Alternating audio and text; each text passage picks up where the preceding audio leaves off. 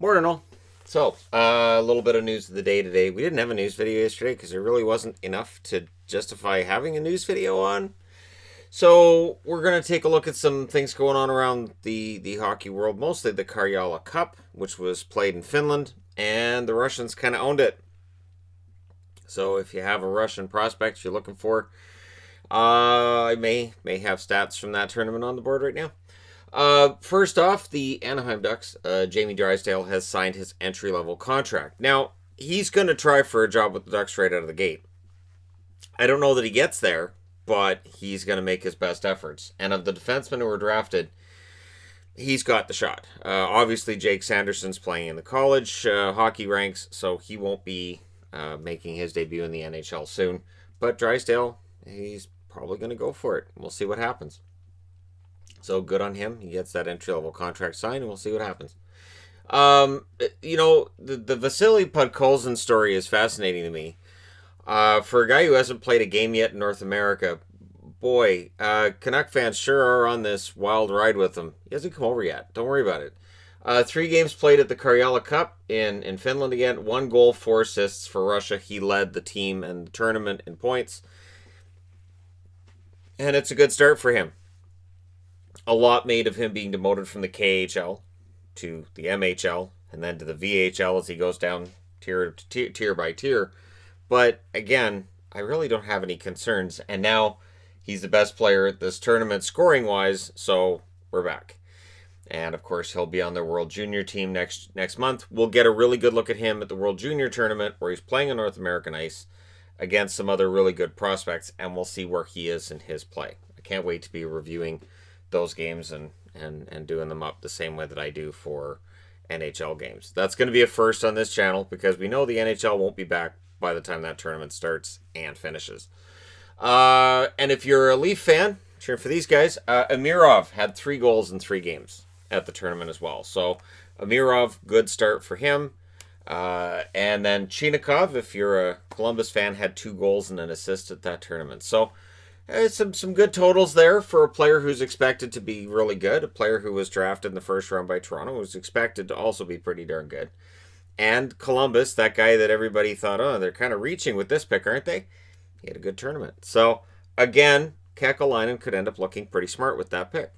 And if you want to say, well, he could have got him in the 3rd or 4th round. You don't know that. You don't know that other teams didn't have him higher on their list as well. And he doesn't know that. It's not like he's calling around other GMs. Hey, are you going to take this guy? Because I'm ready to take him in the 4th round if you're not going to.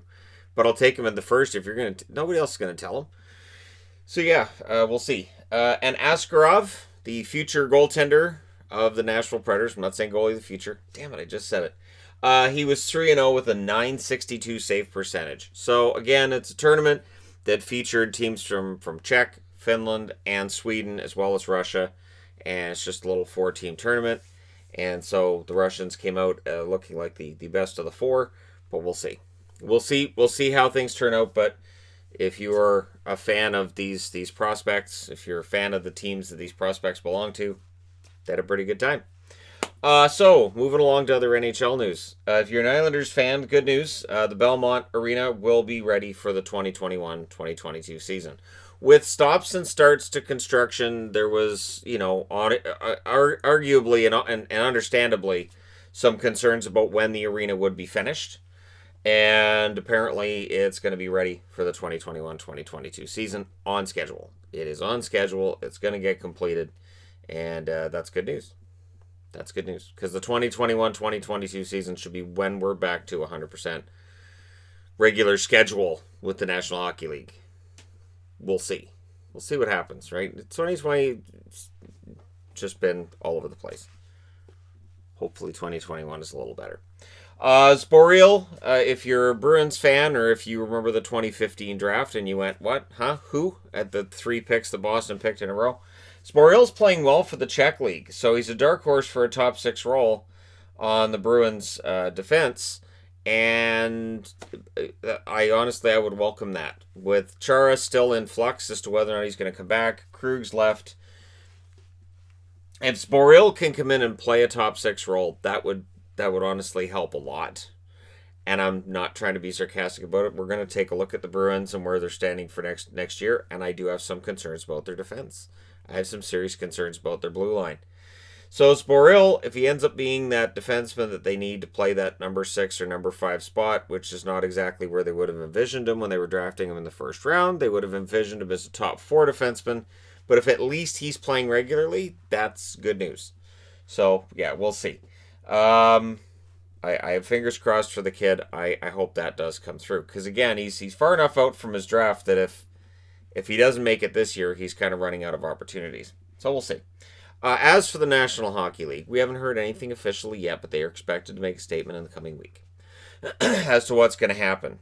And I understand that with the U.S. election and a change in who's at the top, there may be some expectation that will make it more difficult to have a season. I will say this.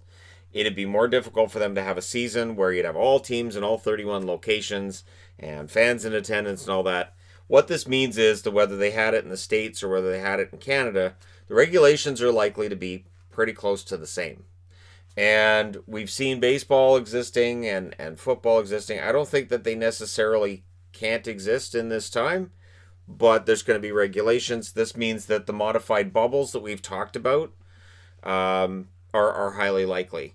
But here's the interesting thing. If the regulations are the same north and south of the border, it might make it easier for players to go back and forth between one country and the other. So, and this is something that, you know, and I don't really want to get into the whole political aspect of it, but if you have two sides that are agreeing on how to handle it, it makes it easier then for two countries to come together and go, so professional sports, how are we gonna do this? And as we saw, you know, the playoffs existed in Canada. We had 2 bubbles, and it's possible that we have 4 for the regular season. And it won't be all season, and it won't be the strict bubble that we saw during the playoffs this year. We know that that's not going to be a starter for the players at all. That's not something that owners are interested in either because they lost a lot of money. It's a matter of finding a way to have some sort of a season as safely as possible, and to have that where if you can have any fans in attendance, great, and if you can't, then you figure out how that works, which is part of the reason why I've been speculating the whole time, probably a 48-game season. The fewer games you play, the less money that's lost by the owners. The owners lose way more money if you have a 70-game season if you don't have as many fans in attendance as they need to break even. So that shorter season means they lose less money. You still get a Stanley Cup winner. You still get all your TV revenues. You get all your television money. And you get it done probably pretty quickly, and then you can award your Stanley Cup in June, maybe early July, and then you can look to the 2021-2022 season when things should be starting to get back to some semblance of normal. So yeah, we'll see what happens. Again, I'll be here to report on it when it does. But yeah, I still think we get a season. Keep in mind, the NHL's aiming for January 1st, and there won't be any change in who's in control of anything south of the border until January 20th. So we'll see. Let me know your thoughts in the comment section below. As always, don't forget to hit like and subscribe if you're browsing your way through. You just happened upon this video. And hey, thank you guys so much for watching, for all your support. I will talk to you again soon.